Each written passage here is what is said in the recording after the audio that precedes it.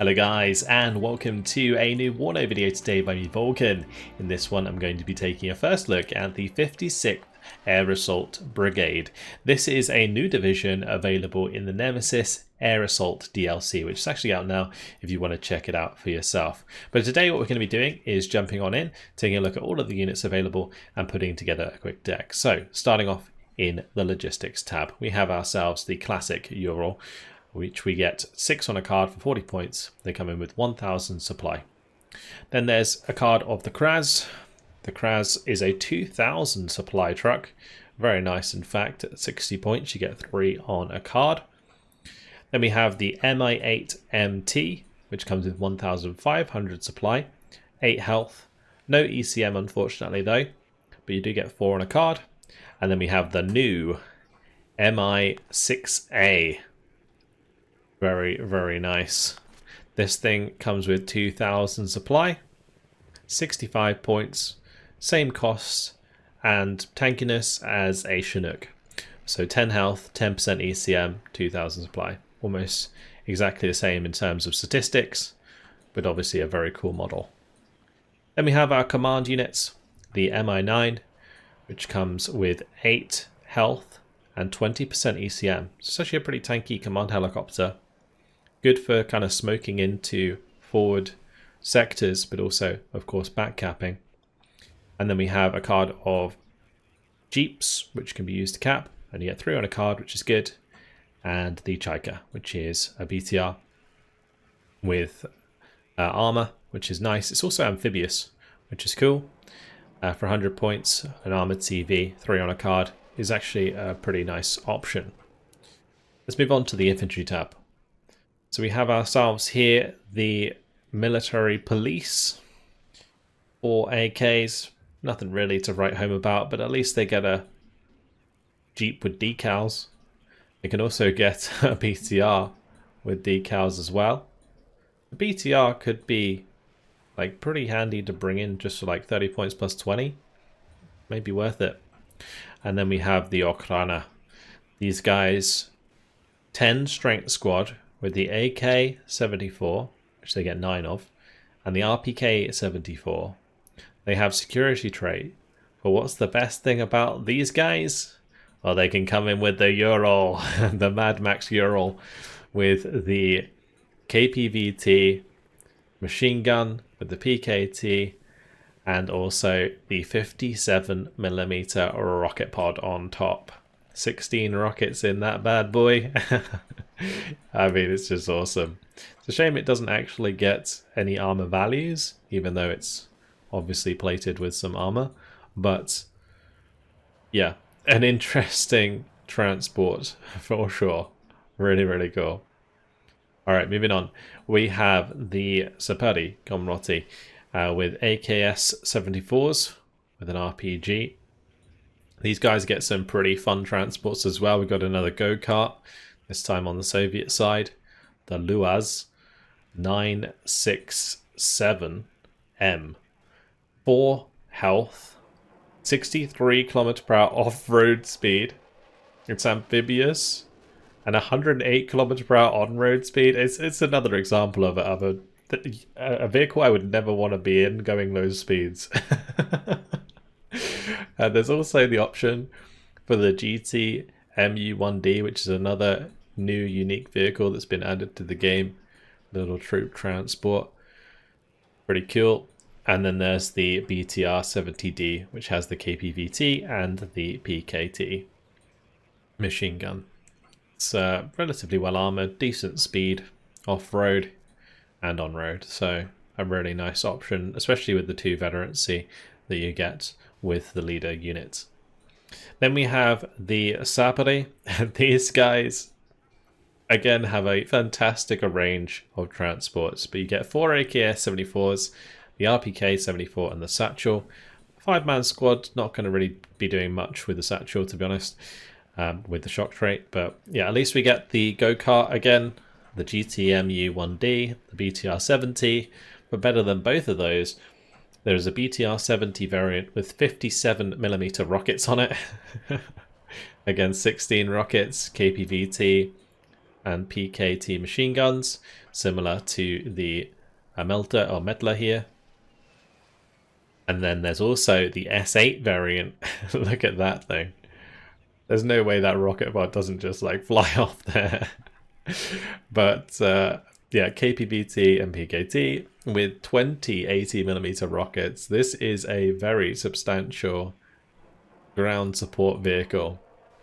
If you've got supply nearby, this thing could be absolutely brutal. So yeah, certainly something to consider. Then we have the Sapari, which come with the RPO RYS.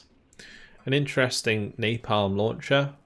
5-man squad with shock trait. It's pretty nice actually. They can come in with a go-kart, the GTMU-1D, the BTR-70D, but also a BTR-70 with its own RPO RYS launcher on it. So we've got a BTR with a napalm launcher on it. These have the potential to be so much fun.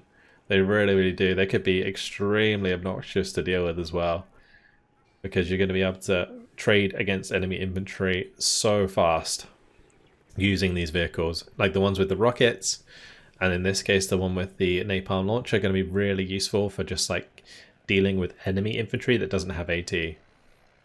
Again, very fast as well. I'm moving on to the NSV, which is just a really strong 12.7mm machine gun. Can be brought in with the MI8, but this MI8 doesn't have any ECM. 8 health's okay though. And there's also the AJS-17, which is the 30mm grenade launcher. Useful for fire support range, but honestly I'm definitely preferring machine guns at the moment. Moving on, we have the Dush Kamroti AKS U-74s with RPK-74 and an RPG-22 AT weapon. These guys can be brought in with the Ural, the BTR-70D, the GTMU-1D, the BMP-2D, and the MI8. The BMP-2 is probably the best option here, just because the veterancy on the BMP-2 is going to help it out a lot, especially its 30mm autocannon. That thing will absolutely chew. But otherwise, you know, 7 strength leader squad, not too bad. Much better than the sort of 4 strength leader squad that the Sapari get. Moving on, we have the Dush RPG-16. These guys can come in with the MU-1D, the MU-1D with an AGS, so grenade launcher on that, and the BMP-2. So actually pretty nice transports, particularly this GT-MU-1D. It's relatively cheap and still provides decent fire support, so that's not too bad. But a 7 strength squad, yeah, 6 AKS, 1 RPK, and then the RPG-16, which is the 13 penetration, 1,200 or 1,025 meter range, which is actually a pretty decent range for an AT weapon. So nothing to scoff at, although its accuracy may leave some to be desired. But yeah, let's move on to the RPG-7 variant, which is much better in terms of its penetration. Lacks the range, but definitely more reliable with a 60% accuracy, same transports, same main weapons. And then we have the Pulamachiki version, which is the 3 PKM, so triple machine gun with an RPG-18, similar transports, except you can get the Ural and the MI8 for these guys. Next up, we have the Shmetis. These guys, 8 strength squad, AKS-74, RPK-74, and the Metis launcher. The Metis launcher is really, really good for killing things like Bradleys and Warriors. Just really, really cost efficient against those kind of units. Can catch out enemy sort of support weapons like AA and such. So yeah, I'm a big fan of the Metis. But Ural, PTR-70D, and BTR with a grenade launcher on top. Very nice combination of support units. This in particular, this BTR with the grenade launcher alongside the main gun is huge. That's going to be really decent DPS. And there's the Dush with RPG-22s. Now this is a thick squad. They can come in with the Ural, the MI8s, the MI8T with the rocket pods, which is 4 rocket pods of 57mm rockets, And there's also a variant that has the same, but with 20% ECM. Interesting. So it's like the later variant, the Mi-8 MTV with the 20% ECM. Cool. That's actually really, really scary. Rocket pod aircraft with 20% ECM. It's like an Apache. Regardless, 14 strength squad, 12 AKS-74s, and 2 RPK-74s with shock trait. Nothing to scoff at, that's for sure. And then there's also the Afghansi, which are shock and resolute. Resolute means they take less suppression. These guys, 8 strength squad, 6 AKS-74Us, 2 PKMs, and an RPO launcher. RPO is always fantastic, and on an 8 strength squad is beautiful. They can also be brought in with the same transports as the others, but they also have the option for the Mi-24D descent.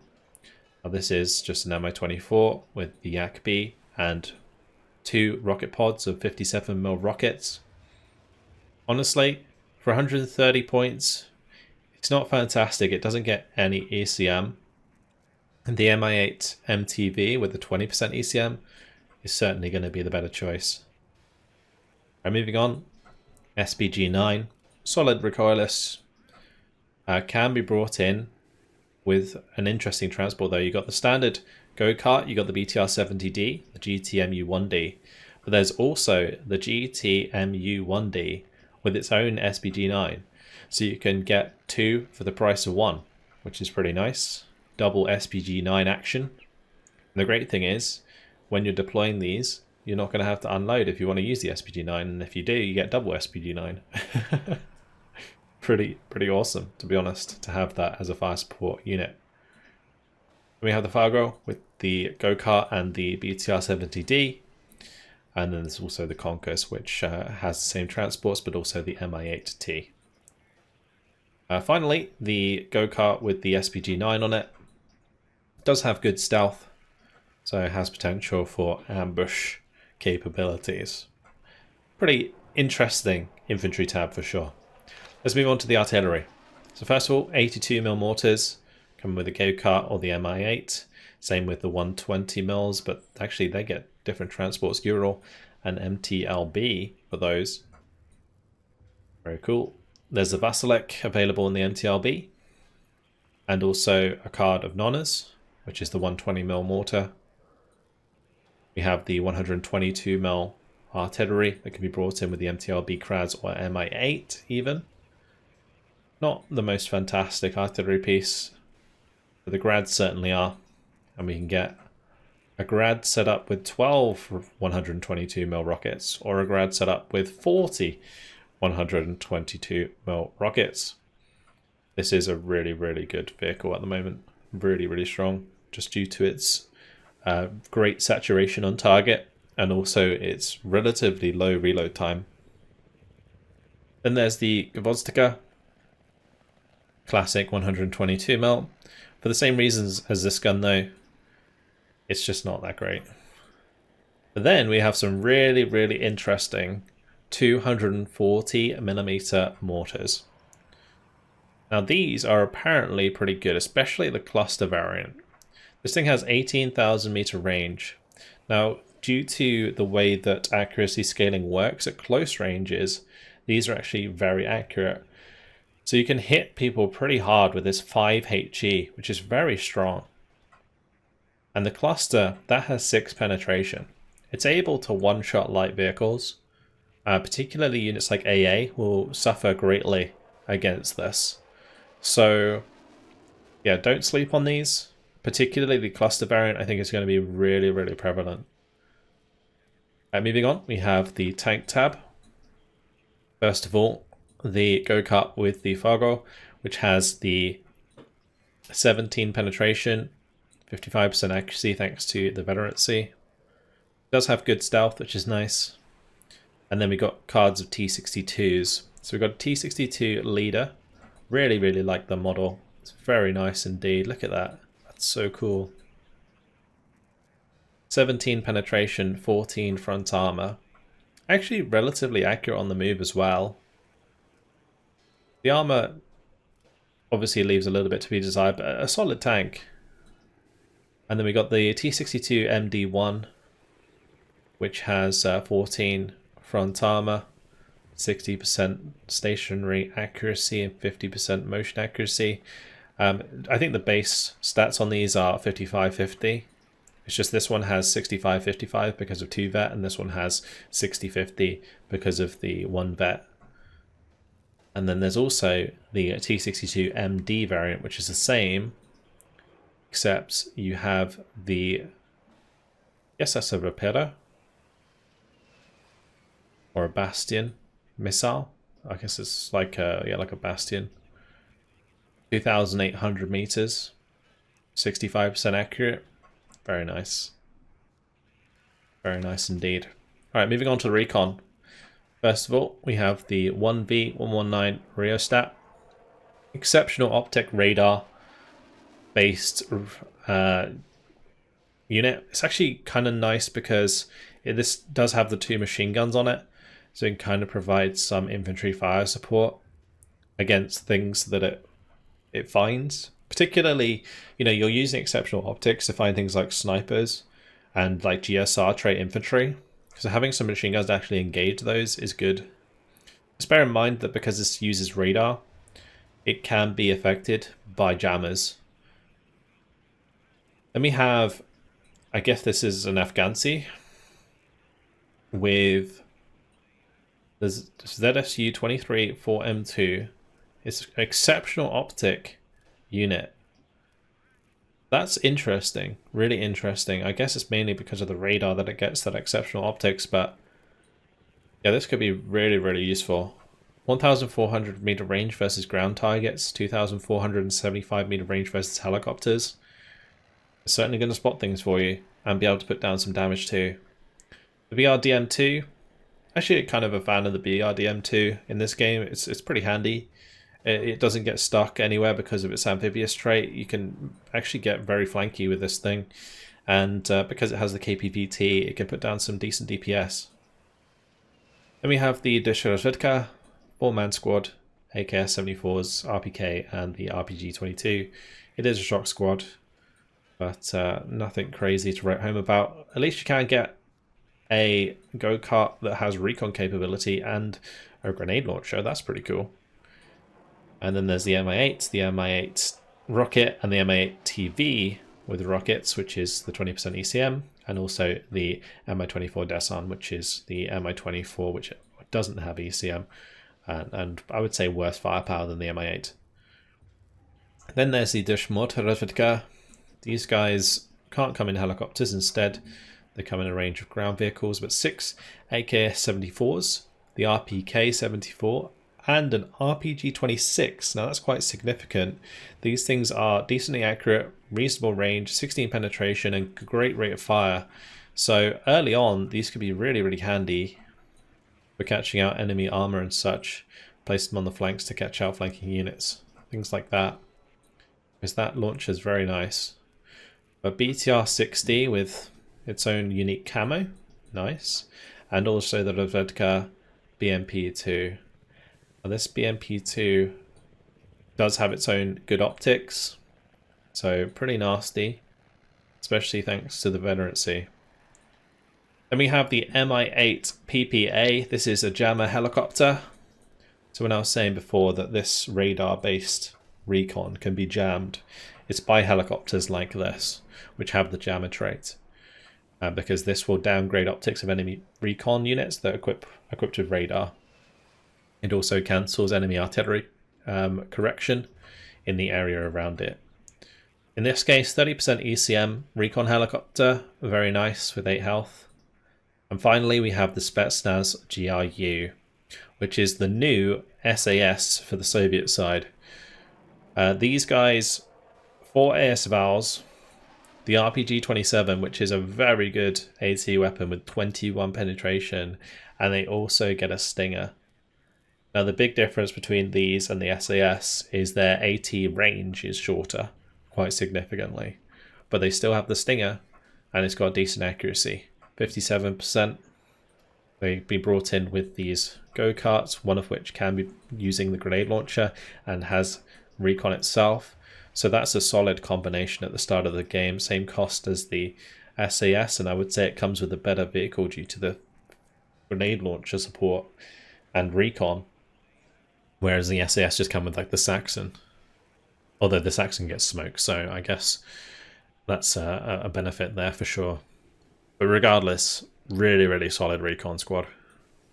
Alright, moving on to AA. We first of all have the Igla, coming with the go-kart, the BTR-70, the GTMU-1D, the same vehicle with the ZG-23-2 on top, which is always pretty nice. Just get like an extra AA unit. And then the Mi-8T. So yeah, this combination actually pretty good, although it might make you slow getting these Iglas to the front line at the beginning of a match. Then there's Urals, which are equipped with some anti-air capability. We've got the ZPU-4 in this case, which is a quad 14.5mm. It's going to take down helicopters reasonably quickly if it can get in range. That's the struggle. It's only got 2,125 meter range. This actually gets outranged by Zuni rockets. And then we have the classic Ural with the ZU-23-2. 2,475 meter range is certainly more acceptable. So actually going to be a relatively useful AA piece, I imagine. Then we have the Afghansky without the radar on it. So this is just your standard AA. It's interesting how the Recon variant can't attack aircraft, but the standard variant without radar can. It seems a bit odd, but regardless, it's going to be useful against helicopters, probably not much else. And then we have the Strela, which is just really solid. The MTRB Strela 10M. The Strela 10M system is just so good due to its 8 infrared missiles with 55% accuracy in this case due to the free 1-bet. Moving on to the helicopter tab. We have the Mi-8 Rocket 1, which uses 57mm rocket pods. It's got 6 of those. The Rocket 2, which has S5M 57mm rocket pods, so you get more per pod. It's basically the difference there. So you're paying 10 more points to get basically double the payload, which is actually not too bad.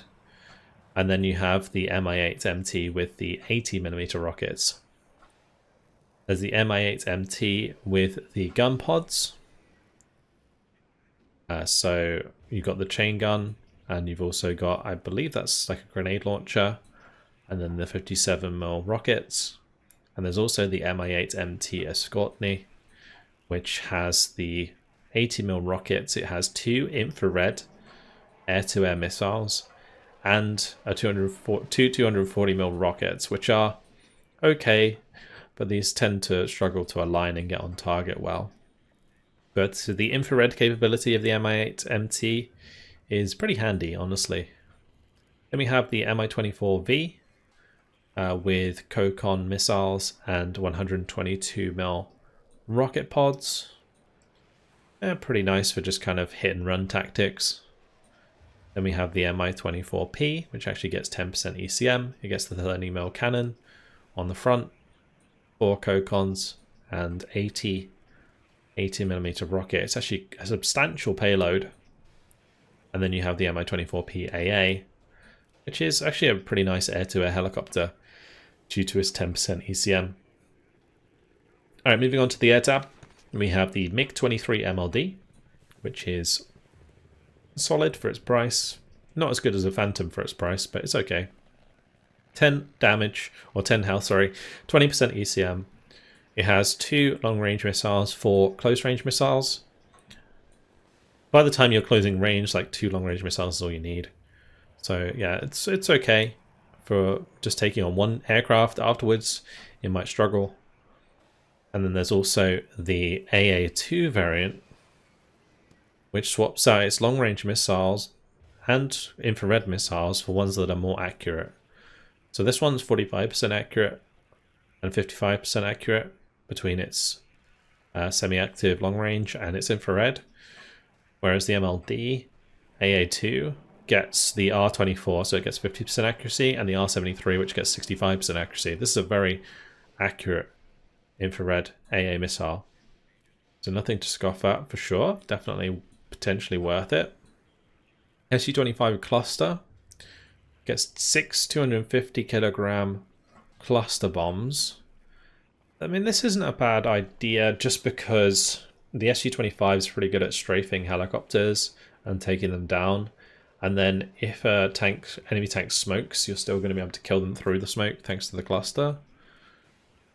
And there's also the Su-25 here with the HE bombs. 6 500 kilogram bombs is a big old payload. So yeah, if you can get them on target, that's great. Just bear in mind they're super slow. They don't have much ECM, so they will get shot down relatively easily, even with their armor. MiG-27M with napalm. 20% ECM, 10 damage, or 10 health, sorry, for 500 kilogram napalm.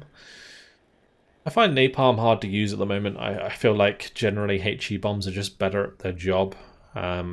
Napalm, it doesn't do enough damage over time to really, or like quickly enough to kind of kill things off.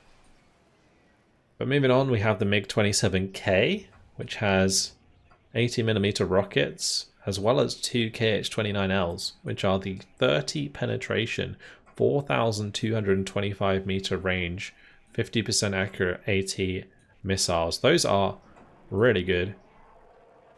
And it gets 30% ECM as well, so this is a really nasty AT plane. And there's also a variant that comes with the KH-29T, which is not as good. But you have the 4 infrared missiles instead of the rockets.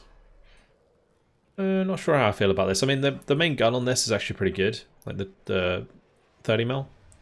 Plus the infrared would make it decent for shooting down helicopters. But for 220 points, it's quite expensive to do that. I think you might end up bringing both, however, just because you want something that's going to be able to deal with heavier tanks. Same with the MiG-27K with the laser guided bombs.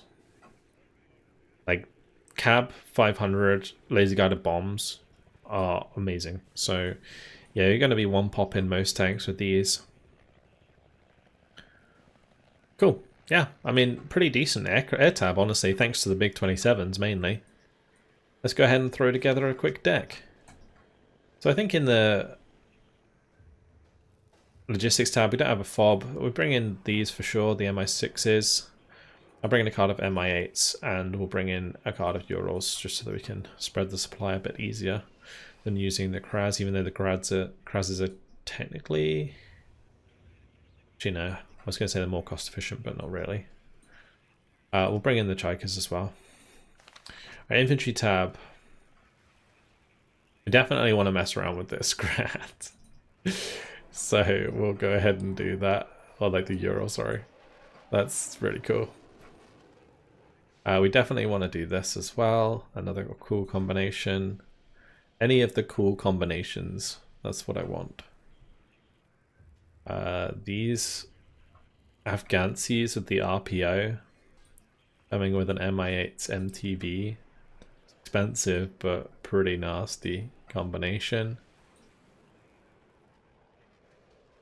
We definitely want the Conkers. We can bring them in with the little Jeeps. Dush Sapri. I think bringing in these... I'm going to bring one with those BTRs and one with the other. Just so we can mess around with both of them. Honestly, the anti-infantry capability in this division is kind of nuts. What do I do leader-wise? Could bring in this leader with BMP2s. That could be pretty handy. That's a nice combination, that because the veterancy on that 30mm is going to make it really scary. The Dush Metis with the AGS launcher, that's the other combination. Oh yeah, the SBG-9, let's not forget about those. So the funny thing is, this unit's going to be like your base front line. A lot of these other units are actually quite expensive. Remembering all these different units is going to be an art in itself. It's like, which unit gets which transport? Remembering that over time is certainly going to be something. I like the idea of the RPG-7 and the BMPs as well. Any other crazy transports I missed out on? Not really. I think that's all good. We got all the interesting stuff in here. Alright, let's just get the expensive stuff over on the left here. I usually like to order my units from like either in bunches where they're like the same style of units. So for example, we have like all of the engineer units together, like close range units together, and then the AT units together, and then the standard line infantry together, or somewhat in order of most expensive to cheapest. I would definitely bring the grads, definitely bring in these cluster mortars. I'm going to try the HE mortars as well. And then you'd probably want to bring in some smoke. Other than that, we want definitely the T-62 leaders. We'll bring in all of these units. It's fine. The Spetsnaz for sure. I'm going to bring in that Barusa or Afghansky. We'll get maybe some of these with BMP-2s. And I'm going to bring in that helicopter. Alright, Strellas for sure. Iglers with the ZU-23. We'll do a grad in there as well. For the helicopters, Mi-24 PAAs for sure. And maybe standard Mi-24P. Escortney. Just check out the air tab. Because I kind of just want to do this for sure. And then I need space probably for some AA. And again, I think probably better to do that. I think having laser guided bombs is going to be more useful than the KH-29. So where can we find some points? And maybe I don't need to bring in both of those. Then we just bring in a card of MiG-23s. How many leaders have we got? We got 3 Chaikas, 2 Dushkomroti, we got the T-62s in there. We got plenty of supply. We've got all of the units that I want to try that we haven't seen before. Yeah, well, honestly that looks good. That wasn't too difficult to build. That worked out pretty nicely. So the 56th Air Assault. Very nice. I actually quite like this division. Both of these new divisions are really cool. They've got some very nice new, unique new units. And I think the 56th Air Assault might just take the cake in this Nemesis over the 101st, although the 101st is still looking really fun to play. But yeah, we'll see how we get on. And hopefully I'll have some gameplay up soon. Hope you guys have enjoyed the video. Thank you very much for watching. And I'll see you in the next one. Goodbye.